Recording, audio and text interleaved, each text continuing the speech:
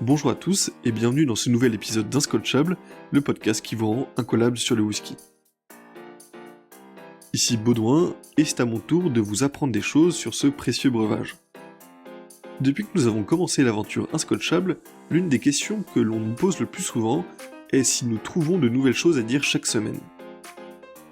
Eh bien je vais y répondre, je pense que vous n'imaginez pas à quel point c'est frustrant de découvrir toujours plus de choses à dire à mesure qu'on creuse le sujet du whisky.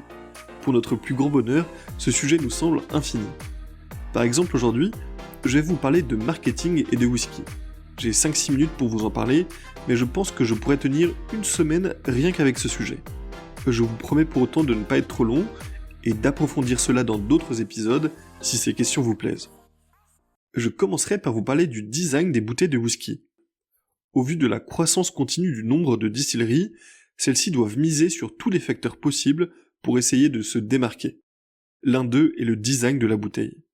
Plus de 70% des décisions d'achat sont prises en magasin. L'œil doit donc être captivé et conquis. Au-delà d'un pur choix esthétique, ce design peut aussi être porteur de messages ou d'une histoire. Par exemple, le goulot des bouteilles de beaucoup de whisky écossais s'inspire de la forme des alambics.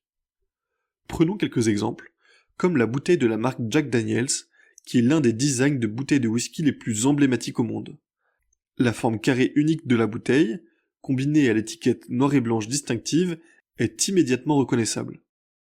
Cette bouteille aurait été conçue en 1895 et à l'origine dans un but pratique. Sa forme permettait d'éviter que les bouteilles ne roulent pendant leur transport.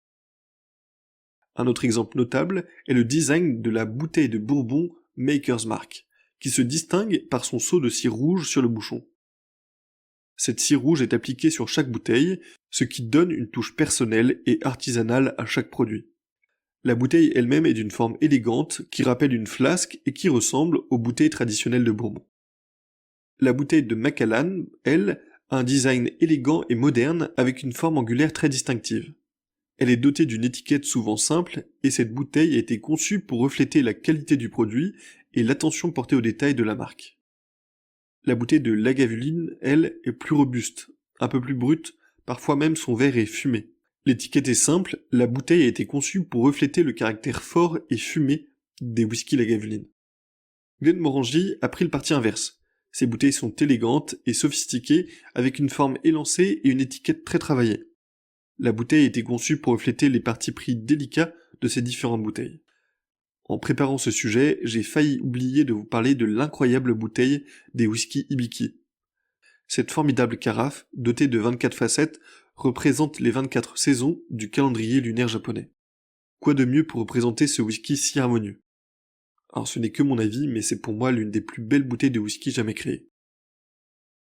Parfois et même souvent, les bouteilles que nous achetons sont empaquetées dans de jolies boîtes, souvent en carton, parfois en métal, qui sont elles aussi un terrain d'expression pour les distilleries.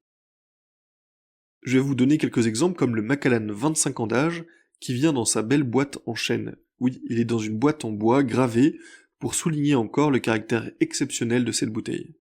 La boîte du Glenfiddich 21 ans d'âge aussi est sublime. Allez voir à quoi elle ressemble, elle est rouge, délicatement gravée, elle s'ouvre par devant grâce à une élégante languette. Encore une fois, l'emballage permet de faire passer le message que le whisky que vous avez devant vous n'est pas seulement bon, il est exceptionnel. J'ai dans ma collection un Glenlivet 12 ans et un Glenlivet 18 ans. La différence des boîtes est étonnante. Le design se ressemble, mais la 12 ans est dans un carton simple, qui est dans un joli verre d'ailleurs, avec une étiquette qui ressort en blanc. La bouteille de 18 ans, elle, est dans une boîte en carton beaucoup plus épais, recouverte par une sorte de tissu d'un ton bleu riche, et les inscriptions sont en belles lettres dorées. Les deux bouteilles sont très soignées, mais la bouteille de 18 ans d'âge est clairement d'une gamme supérieure, et vous pouvez le voir rien qu'en regardant sa boîte. La boîte est souvent utilisée pour communiquer des informations sur la distillerie et sa localisation, pour donner des indications plus explicites sur la fabrication de ce whisky, sur sa maturation, etc. Tout n'est pas non plus dans le visuel. Certaines distilleries utilisent des boîtes en carton recyclables, comme Johnnie Walker, Lafrogue ou encore Balvenie. Je termine là-dessus, j'espère que mon court sujet vous aura permis d'avoir un autre regard sur les bouteilles de whisky que vous achetez. Avant même que nous ayons commencé à le goûter, les distilleries nous racontent une histoire, elles nous préviennent ce qui a inspiré la création de leur whisky. Sachons donc être à l'écoute afin de choisir une bouteille aussi sur son aspect extérieur, même si n'oubliez jamais que l'essentiel est à l'intérieur. Sur ces paroles pleines de sagesse, je vous invite comme chaque fois à nous suivre sur les réseaux et on se retrouve la semaine prochaine pour un super épisode avec Pauline. Allez, à très vite.